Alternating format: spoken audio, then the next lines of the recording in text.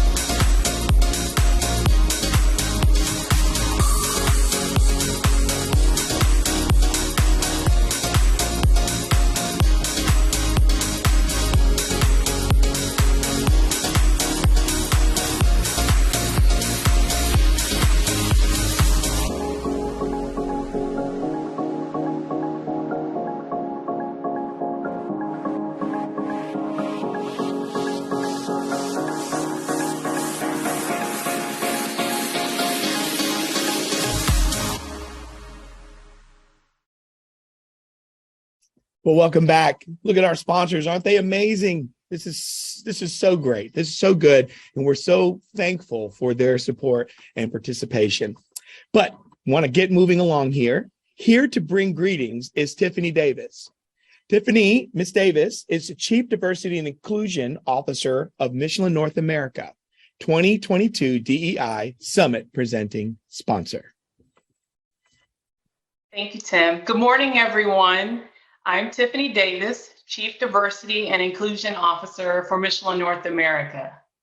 Michelin is honored to serve as the presenting sponsor of the Greenville Chamber's Diversity, Equity, and Inclusion Summit.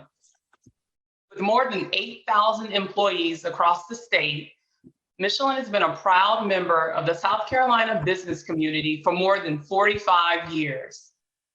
Allow me to tell you a little about Michelin. Most people know us as a tire company. And while we are the leading tire manufacturer, we're so much more. At Michelin, we're united by a shared purpose to give people everywhere a better way forward. We believe this purpose mandates a commitment to advance equality for all people within our walls, within our community, and across North America. Building a diverse workforce and creating an inclusive culture have been long-standing initiatives for Michelin North America. One of our core values at Michelin is respect for people, meaning that we are committed to practicing diversity, equity, and inclusion. Later this afternoon, I'll be moderating a panel with the leaders from some of our business resource groups. These groups drive impact by identifying unique challenges and opportunities across business lines, functions, and facilities as it relates to diversity, equity, and inclusion. They'll be sharing work they've done this year, as well as best practices for cultivating a culture of belonging. I hope you'll join us. And I'll close by saying I'm proud of the work our community is doing alongside the Chamber, and I'm looking forward to participating in the sessions today with all of my fellow change makers. Thank you. Thank you, Tiffany. It's now time to introduce our first speaker who will set the tone for us with an opening keynote. Ken Bouyer. Ken has served in a variety of roles since joining the assurance practice of Ernst & Young LLP in 1990. Prior to his current role, Ken was a director in the firm's advisory services practice supporting various global internal audit clients.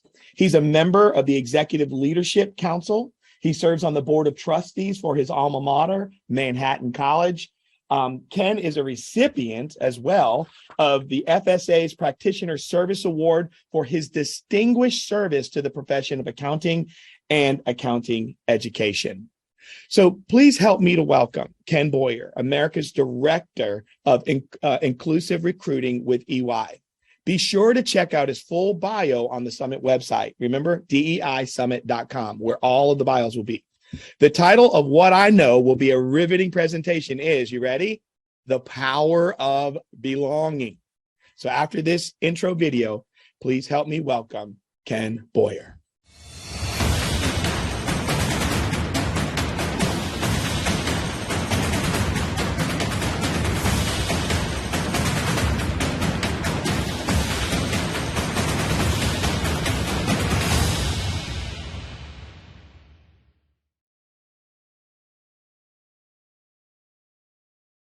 Well, hello there, Tim. Thank you so much for that great intro and just so great to be with all of you. I'm so appreciative of the invite to be the opening keynote speaker in this Changemaker Summit. I'm looking forward to the afternoon and the day with all of you. And Tim, I loved your opening comments around change. That's going to take grit and kind of determination and perseverance. And I completely agree. Let me share a little bit more about my background as I then will jump into EY. And frankly, I'm going to share our journey around DEI, a journey that the firm's been on for over 25 years. I'm going to share some lessons learned. I'm going to speak to our roadmap, what I call our culture change continuum. And really, I love doing these sessions because here's something I firmly believe. Conversations are the currency for change. Conversations are the currency for change. We should hashtag that on some social media, but hashtag it's the currency for change. So that's why I love doing these kind of conversations, and looking forward to learning from all of you. So as Tim mentioned, I've actually been with EY, and we're a global professional services firm. In fact, many of our clients are on today. So welcome and hello to our clients. I know we have some schools, university folks on. Welcome to you as well. We hire a lot of talent from many schools across the nation. In fact, I'll share a quick stat with you. From the universities and colleges this past year, the firm hired 11,000 people. That's just this past year. That's a combination of full-time and intern candidates. So we are in the business of hiring a lot of incredible talent in many of the schools that are on today. So thank you for that. I actually was born and raised in New York City and have been in our New York office for EY my entire 32-year career. And I still can't believe, frankly, that I've been with the firm for 32 years. And Tim alluded, but, I started with the firm in 1990 in the audit practice. I was a first-generation college student, started day one with this firm. And I'm going to frankly share some personal stories with you along the way that I think is so relevant to what we're all trying to do and accomplish in this DEI space. So started with the firm in the audit practice, spent some years there, years in our consulting practice as well, before being tapped and asked to lead all of our DEI recruiting efforts for the firm. And it's one where probably my most favorite role in the firm, without question, my most challenging role. So a big shout out to all of you DEI practitioners that are there. Thank you. Like, if I can give you hugs, virtual hugs to all of you, because I know how tiring this work is, how draining it is. And dare I say this, at times how thankless it is. So I want to say thank you. And I'm feeling the energy back from all of you this morning who are really trying to be change makers. And as we know, change is never easy. And especially in this world that we're in today and the challenges that a lot of us are facing. So my personal thanks to all of you. And I'm feeling the love through the Zoom call here today. I think that is important. So I get a chance to speak and meet with a lot of our clients on this issue around the country. I get a chance to go and meet with a lot of university leaders on the DEI in the DEI space. And one of the things I love about my role is, in fact, in the last couple of weeks, I've been to many schools, but I'll meet with deans of business schools or presidents of universities, and frankly ask them, what is your DEI strategy like? What are you doing to enhance or increase diversity in the School of Business or in the accounting program? But really pushing the envelope, if you will, and trying to be a change maker, Tim, along that way, a change maker at a university setting to increase diversity. Because as I mentioned, we hire a lot of talent into the firm. I need diverse talent. I need to get them from the university. So really trying to be a change maker when it relates to that from our client front. And here's what's been really fascinating. Think about since 2020 and all that went on that summer, the murder of George Floyd and Black Lives Matter movement. And just that was an interesting time for all of us. And, many organizations, I'm sure many of your organizations, your respective CEO or leader probably issued a statement that talked about equity and the need for your firm or your company to do more in this space, which was great. In fact, we did that as well.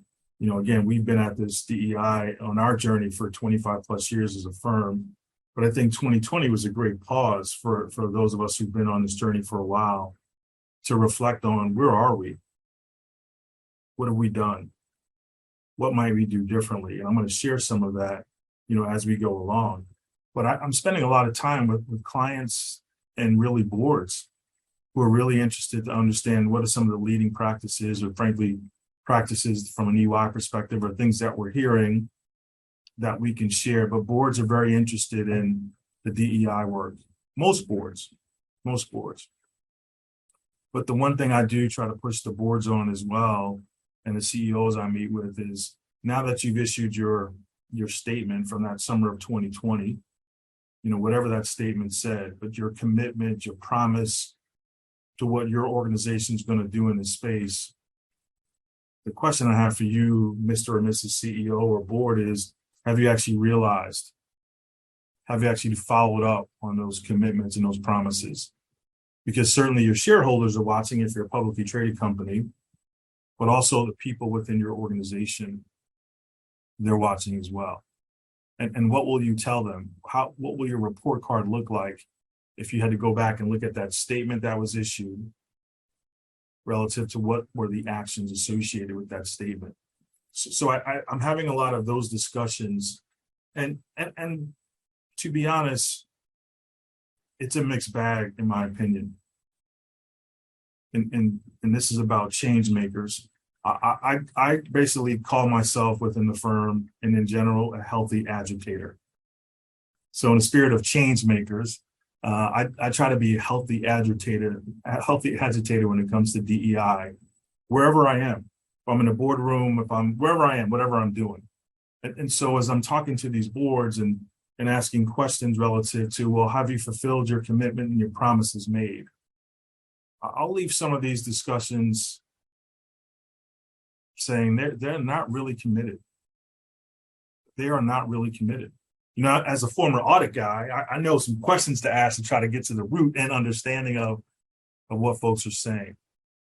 And there are some organizations, I'm sure none on this Zoom call today, none in this summit today, that do a great job of putting out the wonderful communication. But is there resources behind it? Are the DEI leaders, if you have some in your organization, are they getting the appropriate funding? Do they have the appropriate visibility to really drive, there's that word again, change? And I know this work is incredibly hard. And I'll tell you right now, from an EY perspective, we don't have it figured out, right? Myself and many folks in the firm work really hard every single day. And I'll continue them shortly, but every single day to try to get better at it. But a question I want you to ponder and think about from your own organization: do you have real commitment and buy-in from your leaders? Do you have resources that you need to do the work that is so important? We still have work to do as a community. What I love about summits like this is that we can share information with one another. I've got a teenage daughter who's a freshman in college, and as she would say, Dad, you got to keep it 100. I think that's what she says. She says she'd be mortified right now just hearing me say that. But certainly trying to keep it 100 with all of you, over the course of my comments here today, because again, conversations are the currency for change. And I think in Tim's opening comments, if we're going to create change, it's not going to be easy. And frankly, I think we've got to push one another. So my pleasure to be here to offer some comments. I think Tim set it up, but please start to lob in questions for me after my comments. I'd love to engage in some dialogue and share what I don't know, or share, frankly, what I don't know and what I need to learn. So I really, really want to hear from you. But thank you guys again for having me. This means a great deal. That is me on LinkedIn. In fact, Tim, I paid attention to your opening. I went on LinkedIn. I did the hashtag thing and talked about my upcoming keynote here this morning. So feel free to send me a message on LinkedIn as well. And let's keep the social media and the post going. So let me just stop and for a second. And I want to share with you, this is our DEI culture change continuum, right? This is our roadmap, if you will. And what I appreciate about this space is I meet with folks, many of you, like we're at different points of our DEI journey.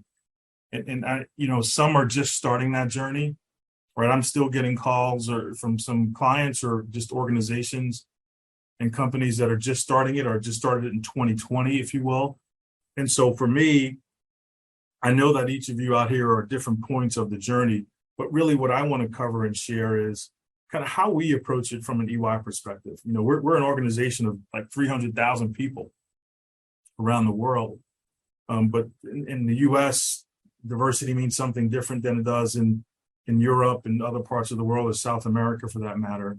But on this culture change continuum, let me just walk you through how we approach it. On the left side, kind of the y-axis is diversity, right? We believe, like all of you, that all differences matter. And what's been interesting to me, in the 25 years of our journey, and I'm only in the last 10 years in the diversity space now, but how much the definition has expanded over the years, right? So whether it's your focus is on gender early on, like ours was, or people of color, so the Black and Latinx community, if you will, but now the definition over the years has really expanded, right? And so we agree, all differences matter, but on the y-axis, everything from thinking style to socioeconomic, of course, ethnicity. I mean, you name it. That's how we're defining diversity for us. And then across the bottom, inclusiveness is all of you, I'm sure, are very focused on kind of the equity inclusiveness space. But it's really about how do you take all those definitions or that focus on diversity, and then how is your organization truly inclusive to leverage that diversity?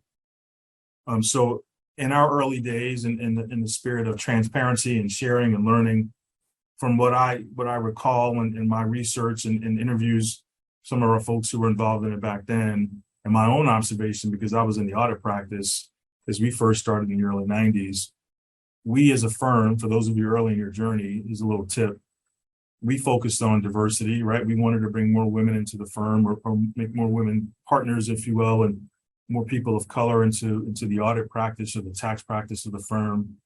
And we focused just on talent acquisition and recruiting. What we learned shortly thereafter is that it just wasn't about bringing in folks who were different in your organization. You also need to look at your environment. And so what you have here in front of you, and this culture change continuum, the dark gray, light gray, if you can see that in color there, the upper right quadrant, highest performing teams, that is our ultimate destination, right? We because we have a ton of clients on, we want to make sure that we're bringing the absolute best, the most high performing teams to serve our clients. So that upper right, if you in the dark gray for the individual, so there are a couple of components here. So we're working at the individual level within the firm, right? We believe that, yes, we can issue statements. Yes, we could have a broader DEI strategy at the top of the firm. But and I know that this really gets also back to the individual, right? So there are things that we're doing at the individual level to help people get better. So I'll start with kind of the first stage one, and that is simply valuing differences, right? It may seem so rudimentary, elementary, but really at the individual level, it's important that your people and your folks value difference. If you're working so hard to recruit talent into your organization, and people come into your organization and their difference of what they bring and the beauty of what they bring is not valued, you have an issue. So valuing difference is simply, so here's a question to consider here, and I'll give you a screenshot of this in a little bit. But do I seek diverse views and team with people that are different from me, right? So at that stage one, valuing difference, think about your own teams, your organization. Are they seeking out folks who are different from them, and are they valuing their opinion, right? So that at that stage one, and we have people in the firm, some are at maybe stage one, some could be at stage 4, but we have a mixture of where folks are on this continuum. But our goal is, obviously to get folks to move up to that stage 5 highest performing teams. But so it's a constant work in progress through education and learning and development and all the things that go into, much like you're doing, to help people move up this continuum in our eyes. Now, at a stage 2 at the individual level, identifying insider and outsider dynamics, right? Insider, outsider dynamics. This exists. This certainly exists everywhere. You think about your own leadership team. You think about folks that want to be a part of it, but may be on the outside looking in, or the folks that you may want to get in the boardroom, or you may be in the C-suite, right? So there's always these insider, outsider dynamics.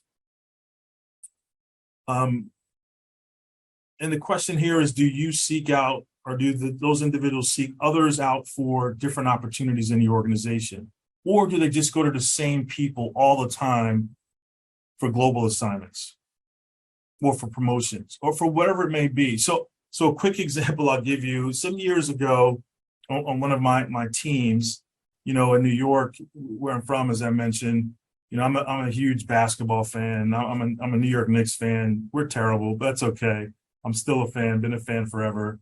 So, on occasion, we get tickets to go to Madison Square Garden and see the games. So they give it to the teams. And so I had a couple of tickets, and first few times that I invited another guy I was friendly with on my team, and we would go to the game. And then one day over lunch, after this happened a few times, I was talking to my senior manager, and we were, chatting about a lot of things. And she says, "Hey, by the way, I noticed you've gotten tickets to the basketball games, and you've always invited," say the guy's name was Ryan. And she says to me, "I like basketball as well. I'd love to go to the game." And really that comment she made me just pause and reflect. Wow, this is insider outsider dynamic. So in that instance, perhaps she felt like an outsider.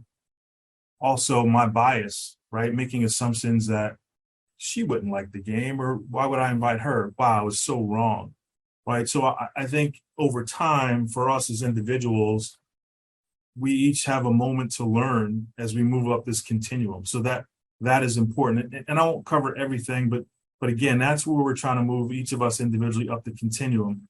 But at the organization level, so that lighter gray at the top, this is a really important piece as well to our continuum. Think about what you're doing to move your organization, right? So at the stage one for the organization, establish a baseline and cascade awareness. And in simple terms, this means to me, how are you defining why DEI matters to your organization? How are you defining the why? And how are you communicating that to the broader organization? Here's what I see and find a lot as I engage organizations in conversations on DEI. Generally speaking, the leaders appreciate and understand why DEI is important, but that is not necessarily cascaded in a way where you've probably heard this term, the frozen middle, kind of the middle management, if you will, of an organization. So they're called the frozen middle at times, but it's not often communicated in such a way that the frozen middle or the neutral folks understand why it's really important. So I'd ask you to think about, because we do this as well. We gather facts, we gather data, of course. We think about how this matters to our business as a firm, and we do our best to try to communicate that to the broader organization. So the baseline could be just looking at representation for some of those diversity components on the side dimensions. But the cascading of the why this matters to the organization is so critical. And here's why I think a lot of organizations can get better. Because I would say to you, I don't know if you'd agree with this or not, but I found that many people in organizations don't necessarily jump on board to DEI initiatives with this business case of, oh, it's the right thing to do, in quotations. Oh, this is the right thing to do. And if you make that assumption that everyone's going to jump on board, this, and I know you're sadly mistaken. Some people will, right? Those of us who, for whatever reason, really care about diversity, that's enough for us to join the initiative, to join the movement, if you will. But for a lot of folks in our organization, that's not enough. So really thinking about, how will this help grow revenue, right? How might this help us expand into new global markets, right? This need to focus on diversity, this business case, if it were. I think that's a big part of what we're trying to do. That second stage, though, for the organization is what we're trying to identify, what we call meaningful changes. For us, here's what we did summer of 2020. Even though we've been on this road for a long time, we actually paused and we did a deep dive into all of our internal processes. By that, I mean like our recruiting process, our promotion process, our performance and evaluation process. And what we were looking for was where might bias creep into some of those processes. So we just paused, we did a deep dive, and we identified some potential hotspots. that we as a firm needed to continue to reevaluate or work on to get better, to try and remove, some of the bias that we all know exists in a lot of our process. So that's a meaningful kind of change as we're going up the ladder. Let me give you this. I want to share this analogy with you as I think about what we're focusing on. I heard this, someone mentioned this analogy and I loved it. And it's really, you think about your DEI initiative. So it's the seed versus the soil, right? The seed versus the soil analogy. And it's really about farming. And hey, I'll admit, I'm from New York City. I'm not a farmer, so I'm not going to get all the terms correct. So bear with me. We may have some farmers and folks who have wonderful gardens out there, but just go with me on this analogy, right? So the seed versus soil. So the analogy essentially is, for many organizations in the early stages of their DEI journey, they identified the various seeds, right? So in other words, diversity. So if you're a farmer and you've got a crop, and maybe one season you may plant corn, and then next season you may plant something else, whatever it is that I don't know, spinach, or whatever it is that you're going to plant. But what I think happens is you're taking different seeds, i.e. the diversity of that seed, the corn or the spinach or the squash or whatever it might be. As you're planting and rotating your crops, there are probably different things that you need to do in order for those particular seeds to grow and to flourish, right? So some may need more sun, some may need a different type of fertilizer, some seeds actually may need more water. But without the rotation, without the different attention paid to the individual seeds, they won't flourish.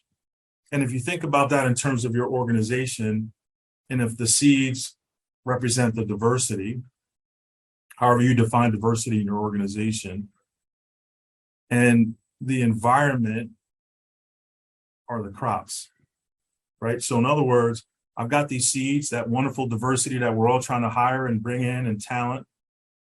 We have the crops, the dirt, the soil, which represents our environment. And many times we're bringing in different seeds, and we don't do anything to change or impact our environment so those seeds can grow and flourish in our organizations. The seed versus soil. And so if you think about that in the terms of what you're doing, I wonder how many of you are wonderful at getting seeds, but are doing nothing to your soil, your environment. And then you're wondering why can't I hold on to talent? Why are people leaving? Why are our satisfaction surveys not good for certain groups within the organization? It's simply because you have to do more, as you know, than just go out and get different seeds. It is about your environment, right? It is about the equity. It is about things like belonging that I'm going to come to in a second here. So again, this is just a snapshot of our culture change continuum. You may have a version of this. My point is you have to really, I believe, look at defining what diversity means to your organization, articulate that to the organization, but also focus on your company, your environment. And I wonder, if you really took a hard and a deep dive, what does the soil look like where you're sitting today? And what might you do, what might you need to do differently to make sure those seeds grow and flourish? Okay. So let me move on to the next one. Hope that makes sense to you out there. It's hard when I do these. I love to see faces and reactions. I hope this is making sense to you. So the next piece I want to cover, and this has been just an evolution in the world of diversity, equity, inclusion, this focus on belonging. I'm sure all of you are talking about it in your organizations or in your schools. But here's another slide in the way we're looking at belonging from an EY perspective. So just on the left side, right? And we're back to, we think belonging really increases inclusiveness, right? So as I talked about the seed versus soil analogy, the environment is really, do the seeds feel like they belong and they're a part of the organization? And if you take a look at the slide, on the left is what I covered in that continuum, right? Diversity, all differences matter.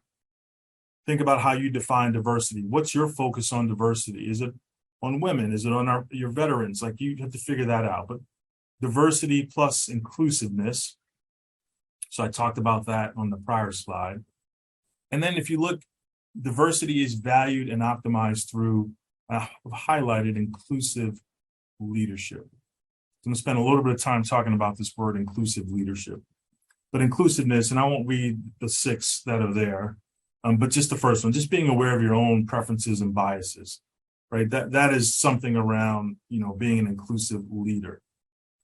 But in the center of this, and this is the kind of the punchline with this slide, and it's our focus on belonging, right? This subjective experience of feeling that we, all of us, are part of something, and we're being seen and valued for all aspects of our identity.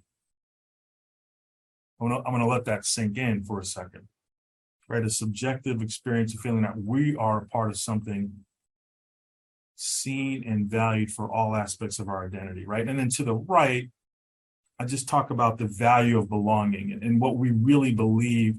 That's why this is so critical, we think, in kind of this evolution of your DEI journey, this thing called belonging, right? At an individual level, think about how motivated you would feel if you felt like you belonged part of the organization, the impact on your performance and your outcomes, just your physical and mental health, right? Feeling like you belong, you're a part of something, and your career outcomes. We believe if you have this kind of shared experience and you're feeling like you belong, your career outcomes will be greater. You're going to probably stay at that organization. You may contribute in a different way, but ultimately your career outcomes. But also this benefits the organization, right? As you think about why you're focused on diversity and being inclusive and inclusive leader, there are benefits to the organization as well, right? So whether it's innovation or whether it's greater quality that the organization, may get as a result of your input, just better team collaboration and just overall business performance, right? So if you just pause and take a step back, there's power in belonging. So much power. That's why we're very focused on it. I would also share with you, though, in my early days in the firm, and this is a little bit of a personal story. In my early days of the firm, so I mentioned briefly, I was a first generation college student. I was an accounting major. I landed my dream job at EY 32 years ago in the audit practice. But I vividly remember my first day with the firm. I didn't have an opportunity to intern. So I like my first day was my first day in the firm. And I remember walking day one and going into the big conference room with 130 audit folks like myself who were starting their first day with the firm in New York.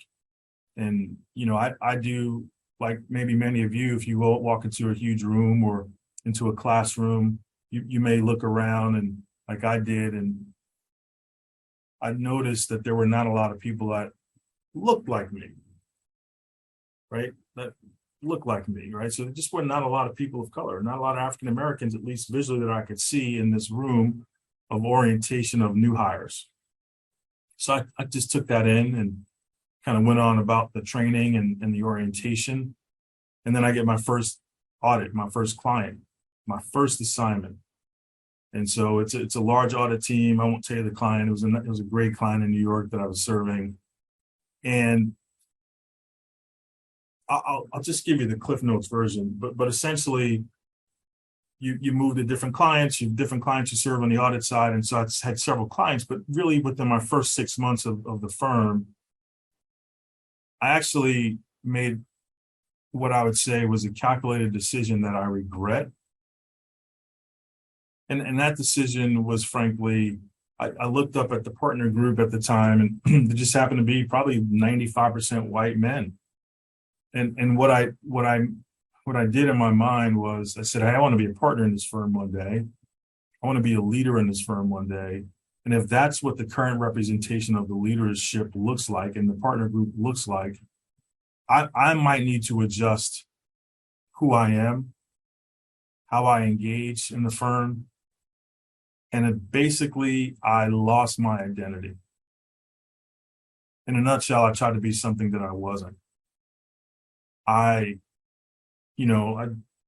just, where I grew up in New York City from very humble beginnings, like I would come to the workplace and really not talk about my background or who I was. Right. My assumption was that my peers all came from, dual family household with the white picket fence, if you will. And that just wasn't me or my upbringing. And so in my effort to try to fit in, I just lost everything about me. And it's something I regret to this day. But as a result of doing that, I would tell you, and these terms weren't used then, right? I didn't feel like I belonged in the firm, right? Years later, I realized that, but I didn't feel like I belonged in the firm. So while I was kind of faking it and pretending, all the individual things to the right around the value of belonging, I didn't have any of that, right? Frankly, wasn't very motivated. In fact, I dreaded coming to the client and to work. My performance clearly suffered, right? My mental health and kind of well-being wasn't there, right? And in the bottom line, I was miserable. And in hindsight, I caused a lot of that misery myself. So much of this is on me. But I was at a point where I was going to leave the firm. And so what I want you to understand is, like a lot of us, I'd worked so hard for this opportunity to work with one of the best professional services firm around. And certainly if you were an accounting major, like that was like the cream of the crop back then to join a firm like EY. And I did it. I accomplished that. But within a year, I was ready to leave the firm because I didn't feel comfortable. I didn't feel like I could be myself. In other words, I didn't feel like I belonged. And fortunately for me, I'm still here. So there's some stuff that happened after that. There was just a wonderful mentor who came along, who helped coach me. And I won't share the gory details, but basically through conversations and his coaching, he gave me permission to be me. He essentially said, Ken, we hired you to be you and not anyone else. And those words, that encouragement, that hug, if you will, that making me feel like I belong. And there were a lot of coaching sessions that he and I had along the way, really was a game changer for me personally. Right. So I believe this stuff is real.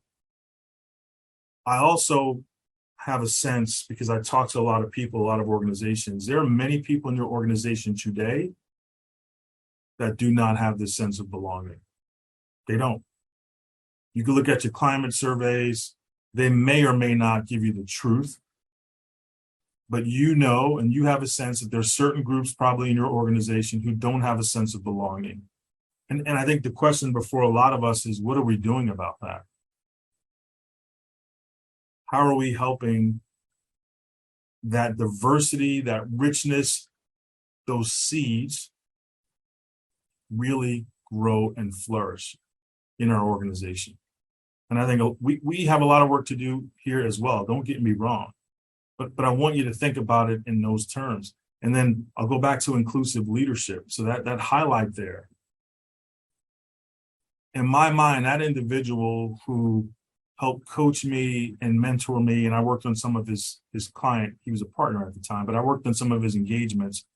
These were before these terms were talked about. We didn't have like wonderful slides and wonderful words to describe how people were feeling back then. But he, in retrospect, was an inclusive leader. Right? He valued me and the differences that I brought to the table. And he, in a sense, said those differences will make us a better firm, right? So he was way ahead of his time. So he was just a true inclusive leader, in my mind and from my perspective. And I wonder, as you think about you and your managers or your executive level, I just wonder how many of them would you say, yep, they're truly an inclusive leader. They're truly an inclusive leader. Because what I also believe, and I think to be very true, that many organizations invest some time, effort, and money in the DEI space, and it's not working for a lot of reasons. But for one, that frozen middle that I mentioned, the folks that are kind of in the middle management, the folks that show up to your meeting, a meeting like this that you have internally, where you're talking about why DEI matters and sharing all the things and the wonderful things you're doing, this group, they're there. They're nodding. They're looking at you. They hear it. And then they leave that meeting. They leave your meeting. And they change nothing about their behavior. Nothing. You know it, and I know it.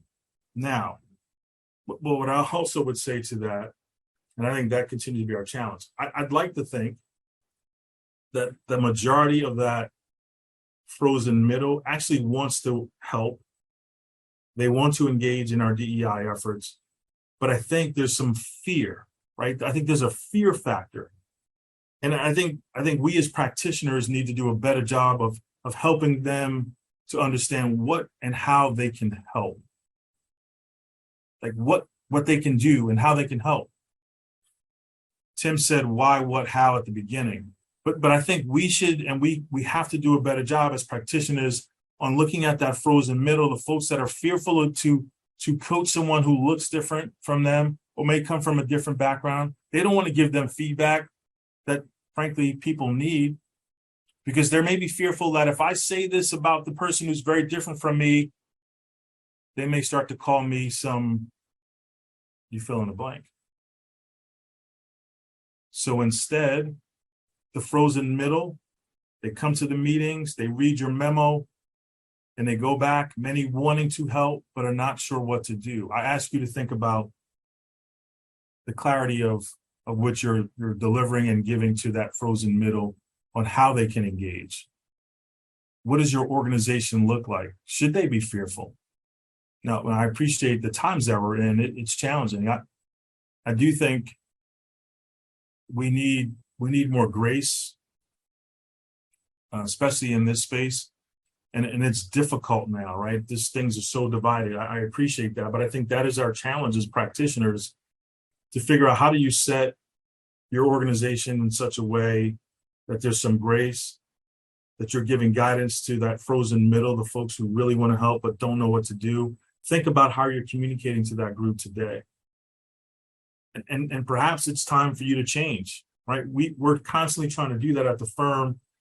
Man, I wish I could say we were perfect at it. We're not. But I know that conceptually there are many of those folks. And that's probably the majority of your organizations. I'd say they probably fall in that frozen middle category, right? The small percentage of the leaders, yep, I'd say mostly they get it, mostly. But then there's a smaller percentage, I'm not going to spend really much time on this group, that frankly probably will never engage in our DEI initiatives. They won't.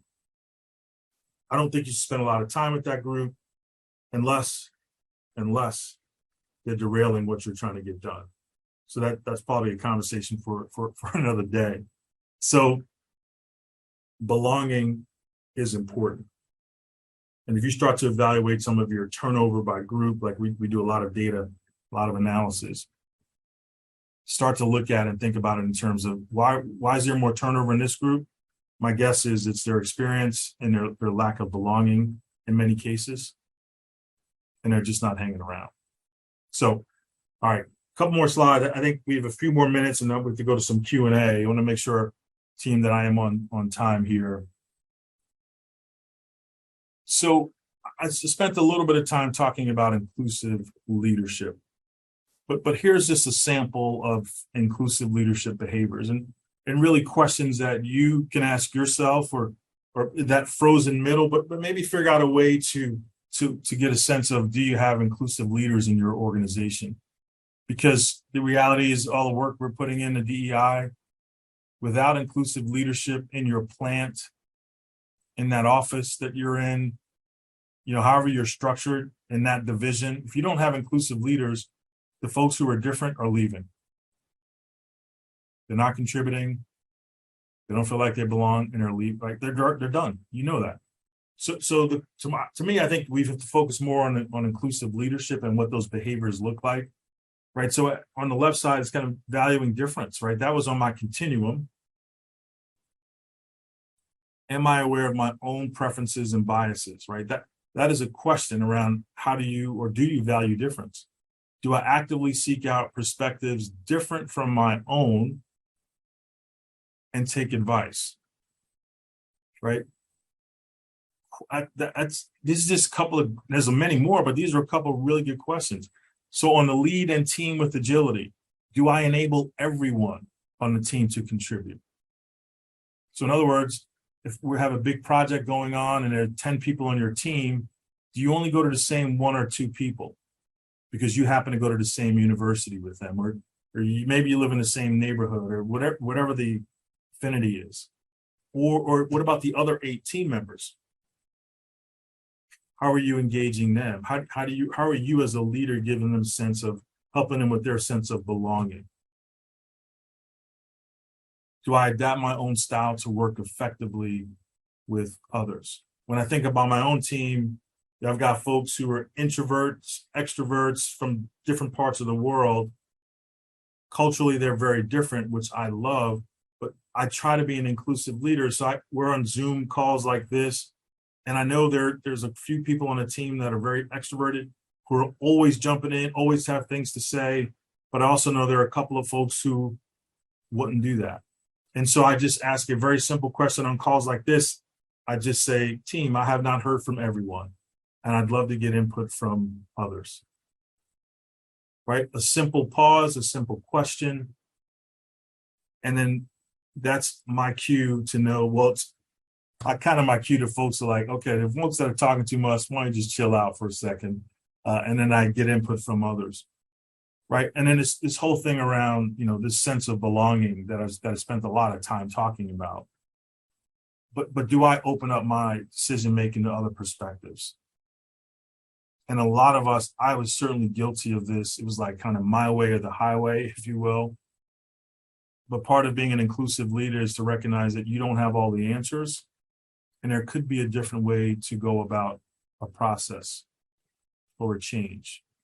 Right. So do you open up? Do you listen to others? Do you get other perspectives? Again, that's the beauty of this thing called diversity, right? Diversity of thought and perspective, as we know, is a part of that. But I think a lot of organizations, they say they want that. But once folks start to work in your organization, it's kind of like everyone walks the same way. It's just that, I think you've got to really take a hard look at this thing.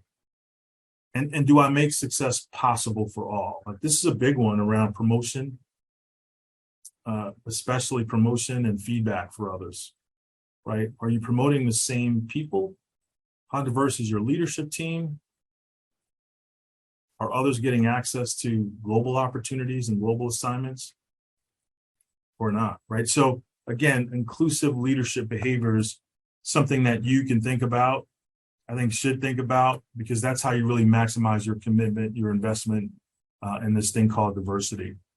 Let me go to this last slide, and then Tim, let's look to open up some questions. Hopefully we have some. Stages of DEI culture change. And on the left side, many of you, I bet most of you have seen that slide that has the difference between equality and equity. And so that left slide, right, for those of you who haven't seen it, there are 3 folks trying to look into, in this case, the soccer game. You've probably seen it from a baseball stadium perspective, but identical from equality, the difference between equality and equity. 3 people trying to look at the soccer game, and just kind of a taller person, medium-sized height, and then just a shorter person. Each have 1 box, right? But the 1 box for the individual in the yellow shirt doesn't do it. That person still can't see over the fence, right? So that's what equality is. Everyone has the exact same thing. Equity, of course, is taking a look at how are you supportive of needs. The different people have different needs, and how are you in your organization supportive of that? So in this instance, we've given the individual in the yellow shirt three boxes. It's a little modified on the one you've seen, but 3 boxes. Notice they're kind of at the same height now. The woman in the middle has the 2. They're all at the same height. Equity. They can all see the game, but no one has an unfair advantage, right? So supportive of differences. Those of you who have kids, I only have one child. She's one child, but my friends who have multiple kids, you could have a kid who's great at math, and then the other kid's not great at math, and the kids that's not great, you may get a tutor. You don't need that for your kid that's really great, right? So that's about equity and knowing and appreciating what kind of lift they need and helping them get that lift, not to unfairly advantage the others. Now, here's our kind of next version 2.0 of that from our side, right? So, but really from an inclusive leadership perspective, if you want to create systemic change, right, elimination of the biases and the barriers in your organization, right? So let's get rid of the white fence, right? Let's have a clear fence. So no matter who shows up, we can eliminate some of the barriers to success, right? And then to the far right, like cultural evolution. I'm not sure I'll ever see this before I retire, but in a perfect world, stage 5, I don't have a job. Like none of us have a job, right? We have fully realized what this thing means. People can come to our organization, be who they are, contribute how they want to contribute, and everything is running on all cylinders. I appreciate that's like rainbows and magic of Disney, but I think we'll get there one day. Again, it may not be before I retire, but maybe some of you who are out there are going to create such a change that your organization will have a cultural evolution. So, wow. I've been talking for a long time, Tim, and hopefully it's been helpful. I don't know what kind of questions we have, but I'm going to get a sip of water while you see if we have questions in there. But first of all, thank you guys for engaging me. I hope I've given you something to think about. Tim, what questions can I answer? Well, Ken, first of all, that was great. And I must say from the beginning that, and as a leadership coach and going into companies and obviously doing some variations, different things that similar to what you're doing, not exactly the same, obviously. But you're hitting some things that are just, it's so necessary, but your vulnerability and your role, what you just shared about your life, I appreciate, first of all, and I'm sure others, and I saw some chats that happened, that just you being open and vulnerable and sharing your experience and not making it always about somebody else, like it's their problem. And I think that's what we talked about in this statement. It has to start with you first, right? Because when we grow up and we've been affected by things, remember, it's called domestication for a reason. We're all affected and impacted by things. And it's by the way we grew up and a lot of raised, and a lot of things are in our heads too. And some of that stuff is really good and some of it may not be so good, but it's a challenge, in and of itself. It is hard. But thank you so much for showing that spot that says, hey, this is me now, guys. This has nothing to do with any external force. This is me. So I have to say thank you, because we do not see enough of that. It is not happening. And I do. So let me ask you as a first little kickoff to that. We have a bunch of questions here. How much of a difference would it make if more leaders did exactly what you just did when you shared that place of vulnerability to move this forward, to progress things? Well, first of all, thank you for those comments. I appreciate that. That is how I go about my work. I do think there's some vulnerability needed, and I think there's some realness needed here, Tim. So I do think I would love if more leaders kept it 100, kept it real. And I appreciate that it's not always easy to do, but I also know how important it is to do it, right? Because when I go out and speak and meet a lot of people, and I didn't share, I've got a lot more gory details, by the way, that I could have shared, unfortunately. But when I do share those, and when I hear from folks that says, Ken, thank you, because that's how I was feeling. Thank you, because that's what I went through, right? Finally, they can breathe, right? And if this is a sense or helping them on this sense in this journey of belonging, so be it. But I think you do have to be very, very real in this space. And again, that's part of my, being a healthy agitator. And frankly, I think that's why I say this really humbly. Maybe I'm doing an okay job in the firm, but I think that's why I'm pretty effective in the organization. One, I know how the firm operates. I've been around long enough to know which buttons to push. I've got the right relationships to really create the change. And I could really be a healthy agitator, not a jerk, right? But a healthy agitator. Yeah. I think that's an important distinction, by the way, but I can be a healthy agitator enough to try to make us move along that continuum.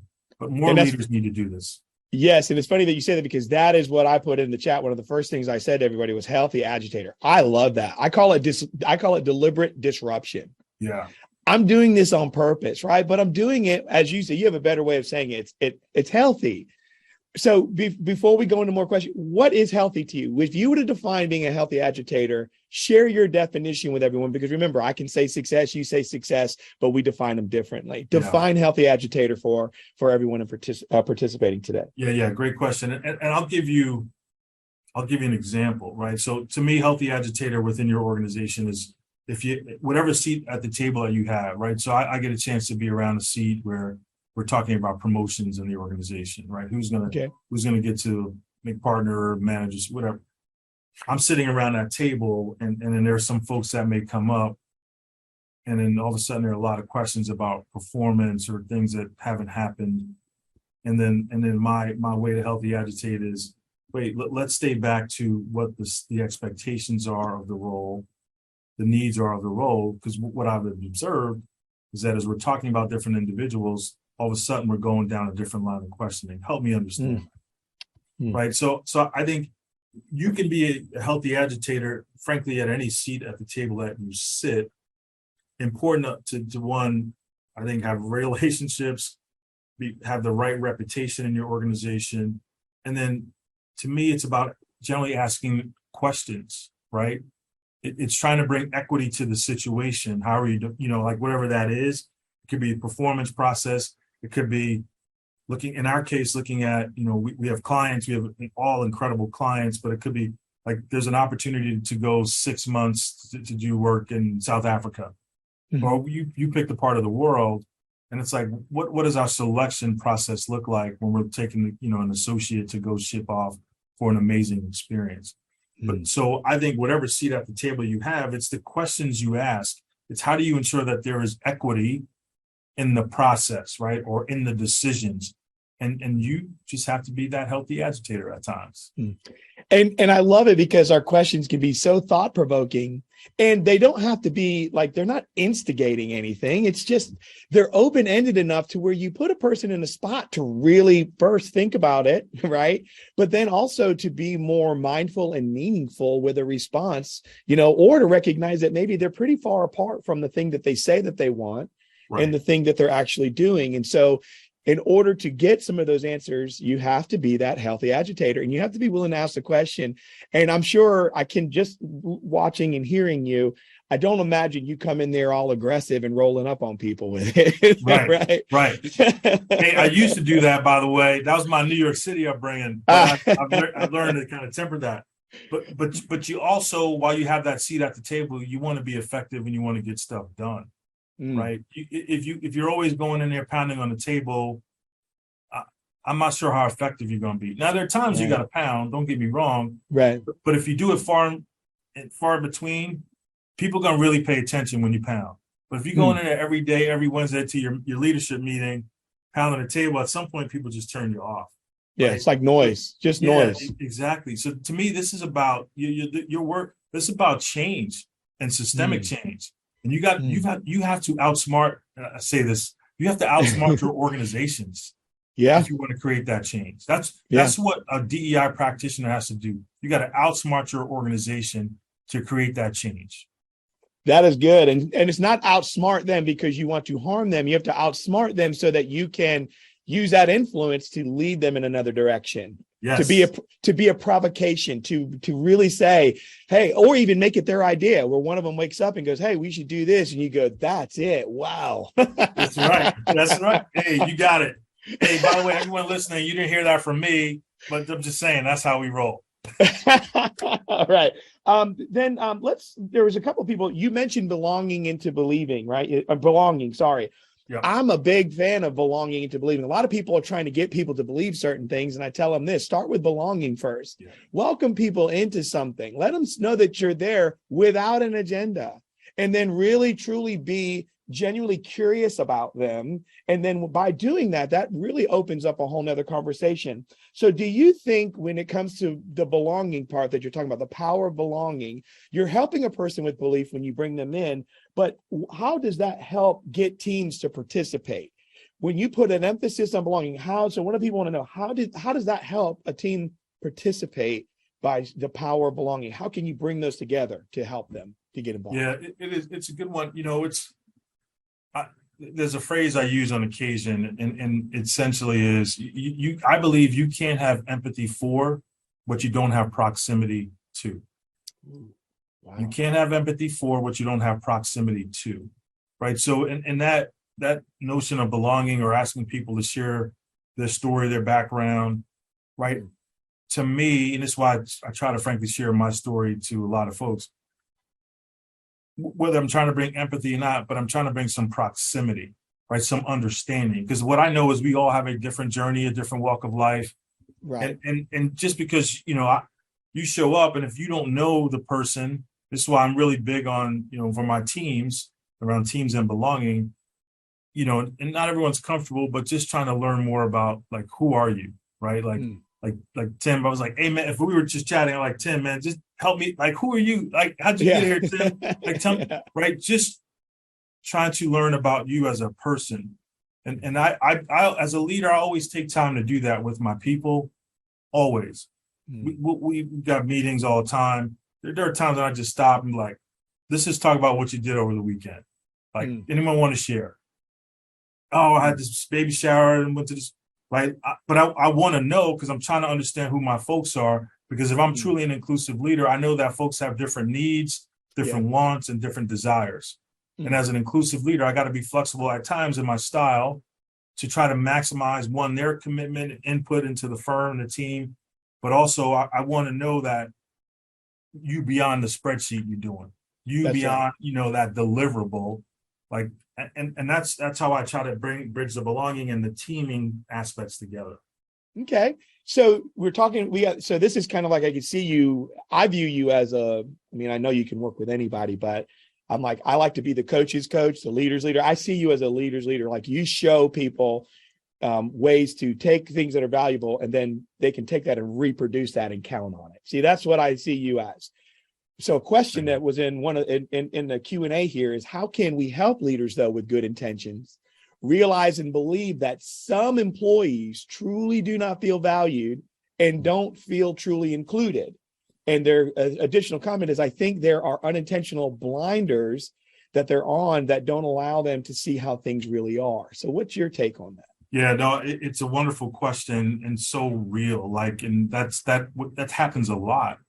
I think you have to find a way, and some of it's a combination of through data, right? So undoubtedly, again, I think if you look at your data and you have greater turnover for a particular group, I think trying to get some info as to beyond just we lost 30% of this group, to really appreciate and get the details around the why, like why they leave, why are they unhappy, why is that number greater?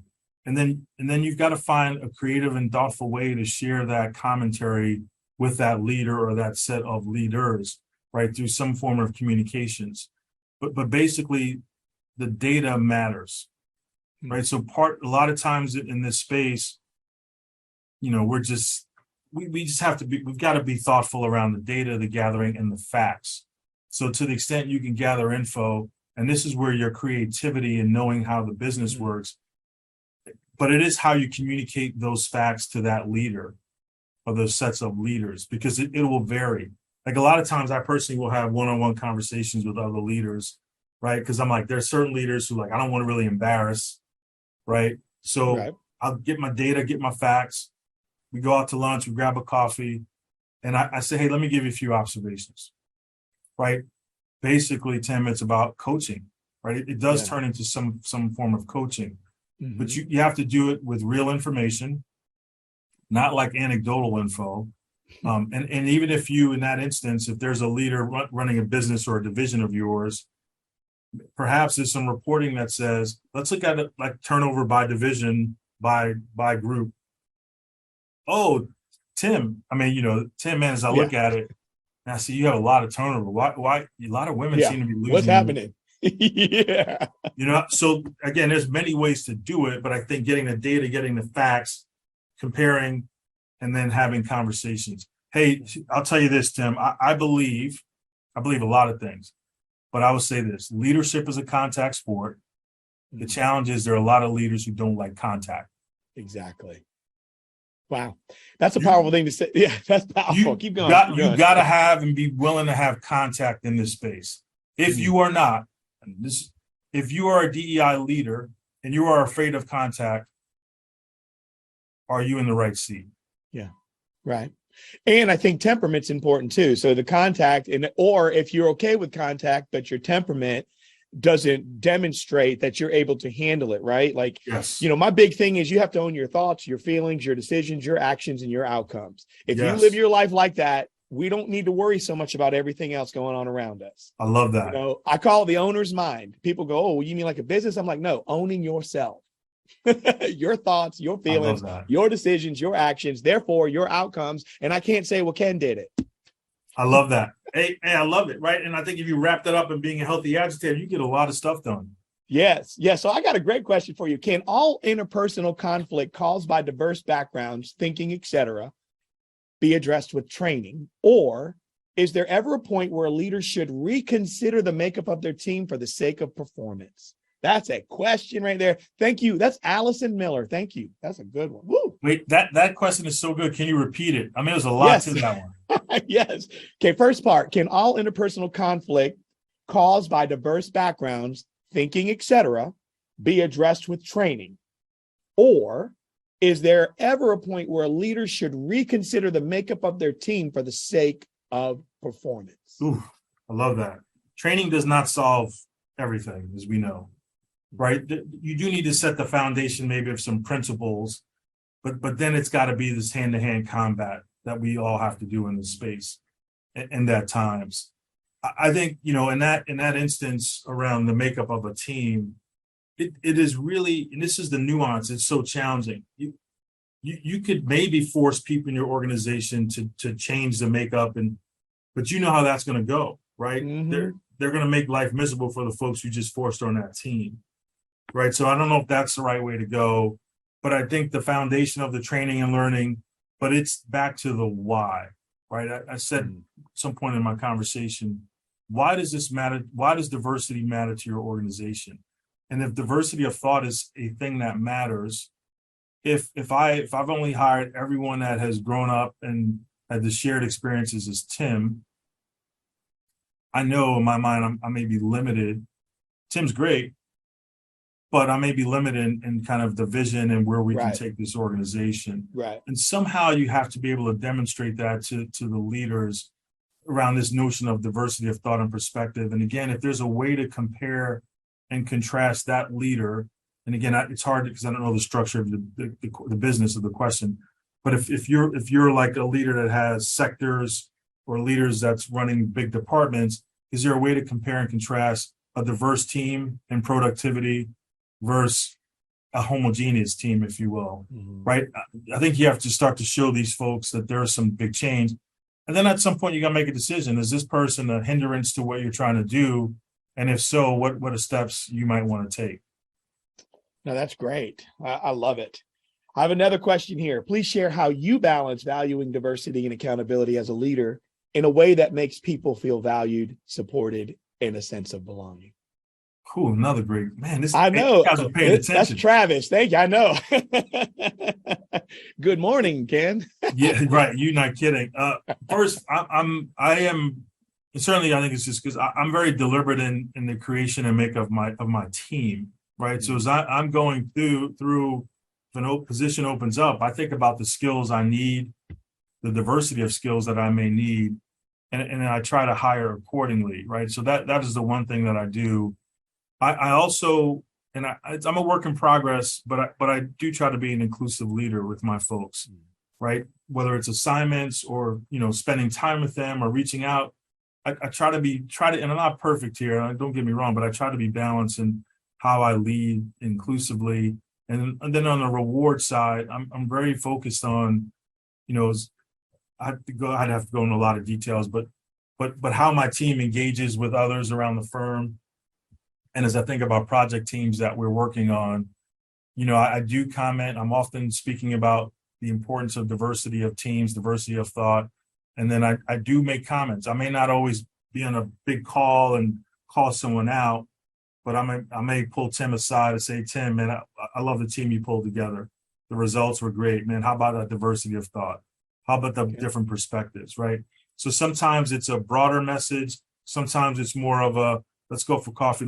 Tim, let me just say, Matt, I've seen you. I see what you're doing. But look at the results you've gotten, right? So It's not always a one size fits all, right? So that's why some of these questions are difficult. But I think my bottom line here, guys, is you have to know your organization really well. You have to know how to navigate, and I said outsmart your organization in the spirit of moving this needle forward. And it will vary, right? There are sometimes it's a communication. There's sometimes you got to pull folks aside.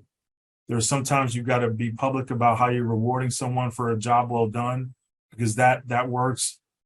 There are times when you're going to have to take a person who is just creating a lot of difficulty for many of your people, and you're going to have to make a tough decision, right? Because everyone's not going to work in an organization, right? But you have to think, it's like, I'm not a hunter, but you've got many arrows in the quiver, and you have to know as a practitioner which one you need to pull out to be effective. Wow. I'm sitting here and I'm thinking, like, you said something earlier about you went through the first slide that you had, and I forget what the name of that slide was. You talked about that establishing a baseline, and I have a question that's coming up, and I thought maybe if you could, what is cascading awareness? Because everything you're talking about is being aware. I think a lot of people, it's an idea. Listen, it is a lot of people. Okay. I'm a coach, right? So I coach. Of course, we know it's a multi-billion-dollar industry, right? Everybody go on Instagram, TikTok, anywhere. Everyone's a coach. Everybody's a coach, right? And everybody, right? But a lot of people don't realize coaches don't mentor you. They're not the same. They ask powerful questions. Coaches ask questions and you solve the problem. Coaches give you questions and problems to solve, not answers to remember. So that's them learning to be a good student, listening and being a learner. So when you talked about this cascading awareness, unpack that, because I believe these last question I want to ask you will help a person, or help even with that answer to even answer for some other people. Establishing a baseline for cascading awareness. What does that look like, and how would you define a cascading awareness? What is that?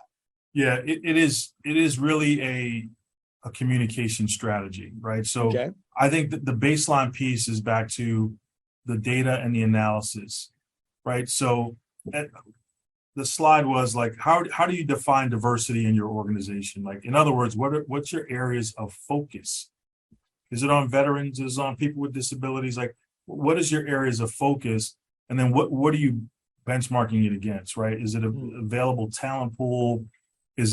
So what's your baseline? So let's start there. What's the makeup of that group? And then, frankly, where are you trying to move that group to, right? So I think that's what I mean when I talk about baselining. Cascading awareness, though, is this is the piece around understanding and defining why this matters to the organization. And then the cascading piece is really articulating that, right? So in so many terms, I mentioned people don't move on diversity initiatives because it's the quote unquote right thing to do, right? If your CEO stood in front of your organization and said, we're focusing on diversity because it's the right thing to do, you may get crickets. Let's face it. There'll be a great percent that's like, I agree, I'm going with you. But that neutral people, that frozen middle, many are like, oh, that's a great idea, but won't change a thing, right? So, but once you define the why piece, so if you're in a business that serves clients, and if your clients start, and this happens to us on occasion, saying, hey, I need to have more diversity on my account team. you may have had a person who was neutral on it's the right thing to do, but once the client makes the request or inquires, guess what? Man, that's part of this business case. You're going to go into a new market. You're trying to expand in a place that speaks another language other than English or culturally very different. That's part of your business case, right? We can't get into this new market. We can't be successful unless we have whatever diversity. But it's about your communication of the why, right? That's the cascading awareness. And of course, there's the accountability, but that's the big piece here, Tim. And I think many organizations, their leaders will communicate some wonderful stuff, but people don't really understand what that means to them in the plant, in the office. That's how you got to cascade, and cascade will change. The communication platform may change. The message generally stays the same. Could be TikTok, whatever. You just got to figure out ways to get the message across. Right. Okay. And that leads right into this. So talking about that, this is that frozen middle, right? Because it takes that awareness, but the cascading of that awareness to get this baseline. So what suggestions, though, do you have? And this is a great question from Susanna Fulton. What suggestions do you have for leaders who don't fit many diversity categories to use personal stories, transparency, to foster belonging and unfreeze the middle? Ooh, I love that. Well, shameless plug. You can call EY. We got a team that could help. But here's what I would say. Two things. Another shameless plug. Go to Amazon Books. Google me. I just released a book. That'll help. That's terrible. All right. So here's what I would say. I think this is where kind of the hand-to-hand combat comes to play, in my opinion, and the storytelling is really important. And I think it is about helping people appreciate maybe their why. I mentioned very briefly about my daughter, and when I stand and talk to leaders or talk to a lot of people, I cover some of my background, but I also asked the question I did this with a CEO. And so she wanted a one-on-one conversation. She's like, Ken, I just wanted one of our clients, and she wanted to share some info around their DEI strategy. And we talked, and she was one of these people that issued a statement in 2020 around the things that this organization is going to do. And she was telling me about the strategy and all this stuff. And now she finished, and I said, can I just ask you a question? It's a personal question. You don't have to answer it. Why does diversity matter to you? Personally. I don't think she was ready for that. Right. She told me all of a wonderful strategy and elements of their strategy, right? All that good stuff. But I said, I want to understand why this matters to you personally. She paused, and she got actually emotional. And then, she talked about some observations she had. It was around 2020. And she's like, I'm not doing enough. I'm not doing enough. Right. And that's where it went. Right. So this is where the hand-to-hand, this is why I get so exhausting in this space, because you do almost at times have to have one-on-one conversations with folks. But to me, it's back to the why. I talk about it now in terms of my daughter, Tim. My daughter's an African-American female freshman in a really good school. And I think about, that's why when I go to universities, I'm pushing them on their environment. And I said, I want my daughter to go to a place where she can flourish, not have to defend and be up against these stereotype threats and all that stuff, right? So really having tough conversations, but I talk about it in terms of why. And I'm like, think about your kids, think about your grandkids. What kind of environment do you want them to go into, right? This is more than us and about us. It's about our kids and our grandkids. What kind of world, right? So I have I try to have very real conversations with leaders, and they all don't get it. Like, I want to be clear, and I'm not naive enough to think that everyone's going to be singing Kumbaya at the end of the day. They're not. They're not. Yeah. Right. Not gonna happen. Yeah, but I do think back to the neutral and frozen middle. A majority of those folks really want to help. Yeah. They just don't know what to do. I think those are the folks you spend time with. I love it. Well, it's the same thing with organizations. When I'm talking with them and they want to make change, and I say, okay, so you got all these people that are fans and they're with you. Then on the other end of this curve, so you have this and it comes up and you have this curve. And the other end of it, those people that are kind of like they're out. But in the middle, you got people that are yet to decide. Yes. And so my thing is if you can learn to move the middle, that's the whole key. You call it frozen middle. I say move the middle. I don't concentrate on the ones that may want to go out. I focus on the middle and say, who's with us and how do we give them access to this opportunity that we're presenting today? That's right. So, by the way, folks, we put a link in there for Ken's book, Navigating Diversity, Equity, and Inclusion in Professional Settings, Cases and Professionals' Perspectives for Self-Development and Group Study by our one and only Ken. I appreciate Bouyer. you. I got a wonderful co-author too. But yeah, thank you. Oh, that was so nice, you guys. Thank you. Yes, we're putting that out there. So I have another one here really quick. I think I have time to put this one in here for you. How can you help leaders with good intentions realize? I think no, I'm sorry. Here, this one. I'm sorry. What are some organizational equity, ready, do's and don'ts? We're going to go with that one. Ooh. Wow, I love that. So, there's so many things I could say. I'd say like in the hiring process, right? There's a great HBS article that talked about two in the pool when it comes to like bringing in gender and talent from a female perspective. And it was basically like if you have a slate of candidates that are going up for a position and you only have one female, one woman in there, the chances of her getting hired is probably pretty slim. Yeah. But if you have at least two on that interview, that slate of candidates, the likelihood of one getting hired increases, not just because of the numbers, but just because there's some psychological things around people you interview and all that, right? So that is one thing. Equity in like for us we call the scheduling process. So basically client assignments, right? Being thoughtful about the experiences you give to your people and not allowing, the folks who went to Clemson to only select the people who went to Clemson on their account. But thinking about what about the kid that went to another school, right? That is trying to create equity in client assignments, right? So I think looking at all of your processes, performance management, recruiting, promotion, ensuring there is someone there. Like I mentioned, I'm at this table when leadership and promotions come. Someone there to ask the question, right? To try your best to ensure that there's equity in all of our processes, because that's where things often go wrong in our environments. Wow. This is good stuff. Is there any parting nugget of thought, truth, or thing that you would like to share with everybody before we shift? This has been great. I know it's tough when you're getting on there but it's great stuff, and especially these questions that are coming in. But what would you say to everyone if you're going to say, if I could leave you guys with this? We have a couple moments here. What would you say? I would love it if I could inspire each one of you to take this, and even if they can connect it with 5, 10 other people, whatever, to start this process of making a difference. As you said, the power of belonging. What would you give to them to say this will help with that, to make that true? Dude, first of all, thank you guys for having me. This has been great for me. I love to, as I said, conversations are the currency for change. So I love having these conversations. Here's what I would leave you guys with. Change is inevitable. Growth is optional. Change is inevitable. Growth is optional. Let's make sure we're all growing.